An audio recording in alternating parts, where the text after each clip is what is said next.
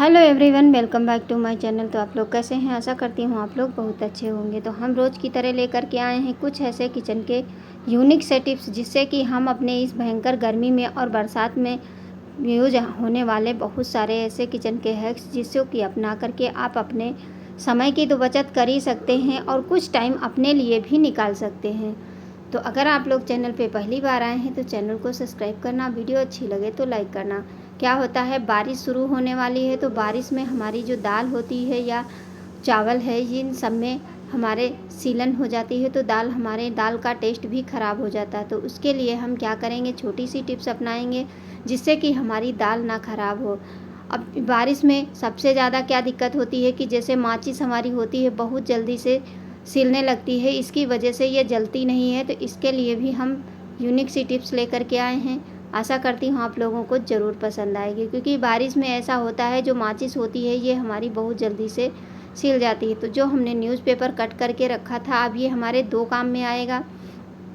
माचिस को इस तरह से आप इसी पेपर में लपेट दीजिए। लपेटने के बाद में एक रबड़ लगा दीजिए। क्या होता है, पेपर जो होता है ये हमारी नमी को ख़त्म करता है। इस वजह से पेपर को कभी भी आप दाल में या चावल में इस तरह से डाल सकते हैं, और इसी के साथ में आप माचिस भी इस तरह से करके डालेंगे तो आपकी माचिस भी नहीं सिलेगी और आपकी दाल में भी सीलन नहीं लगेगी। आशा करती हूँ ये भी टिप्स आप लोगों को ज़रूर पसंद आई होगी।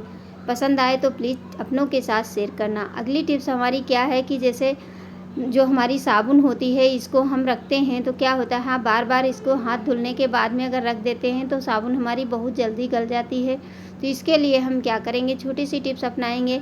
ये जो फार्म होती है, कपड़े की फार्म जो कपड़े में आती है, वो हमारे पास बेस्ट पड़ी रहती है। तो उसको इस तरह से पतली लेयर काट लीजिए डबल फोल्ड में कर करके, और इसके नीचे हम रख देंगे।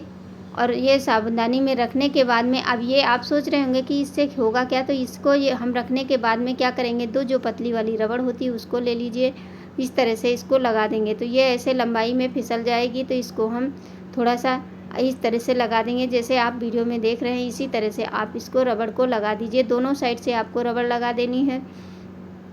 इससे क्या होगा, जो साबुन गीली होती है तो उसका जो पानी होता है उसकी वजह से हमारी साबुन बहुत जल्दी गल जाती है। तो चाहे कपड़े धोने वाली हो या नहाने वाली हो या हाथ धुलने वाली हो, जो भी साबुन है आप इस तरह से स्टैंड में लगाएंगे तो आपकी साबुन जितना पानी होगा वो नीचे हमारी जो फार्म है उसमें चला जाएगा, और रबड़ के ऊपर रखेंगे तो हमारी साबुन बहुत जल्दी गलेगी नहीं, क्योंकि वॉश बेसिन पे पास हर वक्त साबुन का यूज होता है।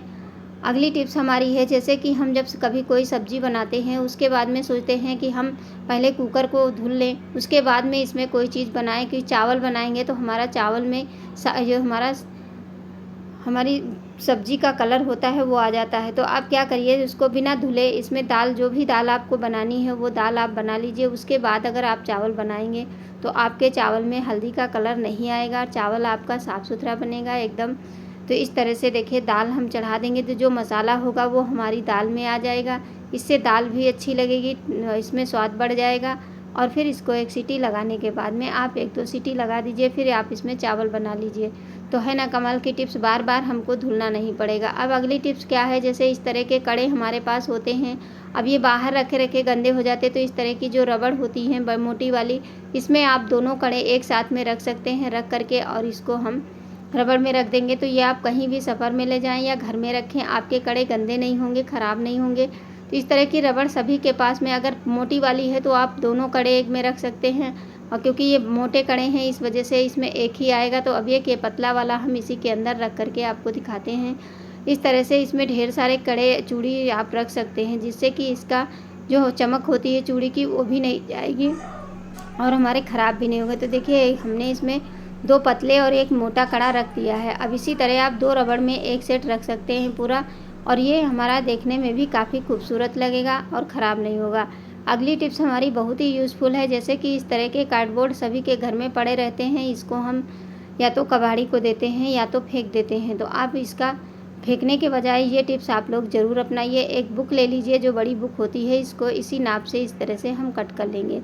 चाहे तो निशान लीजिए, इंची टेप से नाप लीजिए, नहीं तो सिर्फ बुक्स के नाप से कट कर लीजिए। अब इसको काटने के बाद में आप इस तरह से काटेंगे, बहुत टाइम लगेगा। थोड़ा सा कट करके और फिर तेज़ धार वाला चाकू ले लीजिए, चाकू की सहायता से आप इस तरह से कट कर लीजिए। इससे आपका बहुत आसानी से देखिए काट के अलग कर लिया। अब इसके हम छोटे छोटे 2 टुकड़े इसी के बराबर के सेम कट कर लेते हैं। तो चलिए काट करके पूरा दिखाते हैं। उसके बाद में आपको ये कहाँ पे यूज़ करने वाले हैं ये भी आप लोग ज़रूर देखिए।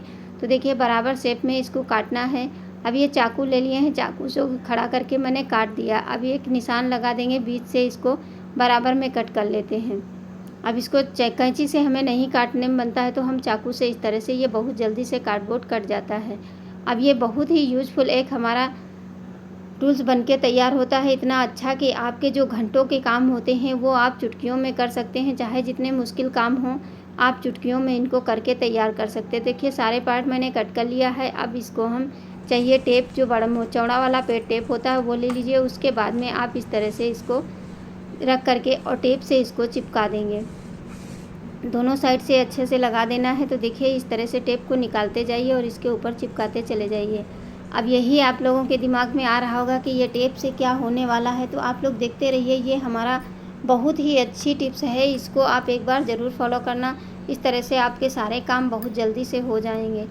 मैं इसी तरह की टिप्स लाती रहती हूँ, तो प्लीज़ आप लोग सपोर्ट करते रहिए ताकि मैं आगे इसी तरह की नई नई टिप्स के साथ में आप लोगों के साथ हाजिर रहूँ। इस तरह से काटने के बाद में इसको हम थोड़ा सा मोड़ देंगे अंदर की साइड ताकि ये निकले नहीं। और टेप अच्छे से चिपकाने के बाद में आप देखेंगे ये एक बहुत ही अच्छा ऑर्गेनाइज़र बनके तैयार होता है, जिससे कि हमारे बहुत सारे काम आसान हो जाते हैं। फिर इसको चाहे बच्चों को दे दो, बच्चे भी कर लेंगे और खुशी खुशी करेंगे, उनको बहुत ही मज़ा आती है करने में। अब इस तरह से इसको हम 2 पार्ट कर लेंगे और इसको हम इसको भी चिपका देते हैं। अब ये 2 पार्ट इसलिए किए हैं क्योंकि अगर हम लंबाई में लगाएंगे तो हमारा नहीं बनेगा। तो देखिए इस तरह से ये टूल्स हमारा बनके तैयार हो चुका है। अब चलिए इसको क्या करने वाले हैं, जैसे कि हमारी टी शर्ट हो गई, बच्चों की टी शर्ट होती है, ये हमें फ़ोल्ड करने में दिक्कत होती है। चाहे मैं सबसे पहले तो आपको बड़ी टी शर्ट को फ़ोल्ड करके दिखा रही हूँ। देखिए इस तरह से फ़ोल्ड कर दीजिए। उसके बाद में देखिए पलटते चले जाइए और उसके बाद इस तरह से मोड़ दीजिए। अब आपकी टी शर्ट देखिए चुटकियों में हो गई। अब छोटी टी शर्ट है तो वो भी आप बहुत जल्दी से कर सकते हैं। देख सकते हैं इस तरह से इसी के ऊपर रख लीजिए। अब ये बच्चों को दे देंगे, बच्चे भी बड़े आराम से इसको तय कर देंगे। देखिए इस तरह से फोल्ड करते जाइए और इसको हटाते चले जाइए। देखिए इतनी जल्दी में हो जाएंगे कि आप सोच भी नहीं सकते हैं। फिर इसको इस तरह से पलट दीजिए। देखिए है ना कमाल की टिप्स। आशा करती हूँ ये टिप्स आप लोगों के लिए बहुत ही यूज़फुल रहेगी। अगर अच्छी लगे तो लाइक ज़रूर करना, अपनों के साथ शेयर करना। फिर इसको आप फोल्ड करके किसी पॉलीथीन में रख करके आप रख दीजिए। जब भी आप कपड़े तय करने हो तो इसको निकाल लीजिए और निकालने के बाद में आप फटाफट से कोई भी कपड़ा कर सकते हैं, चाहे शर्ट हो या टी शर्ट हो। आप कोई भी कपड़ा इससे बिल्कुल आसानी से फोल्ड कर सकते हैं। बच्चों को दे दो तो बच्चे भी बड़े अच्छे से इसको फोल्ड करने का मतलब उनका भी मन करता है। इस तरह के काम जब होते हैं तो बच्चे भी बड़े खुशी खुशी ये काम कर लेते हैं। आज की टिप्स में आप लोगों को कौन सी टिप्स सबसे ज़्यादा पसंद आई है, प्लीज़ मुझे कमेंट करके ज़रूर बताइए। और चैनल पे अगर पहली बार आए हैं तो चैनल को सब्सक्राइब करिए। मैं इसी तरह की टिप्स लाती रहती हूँ। Thanks you.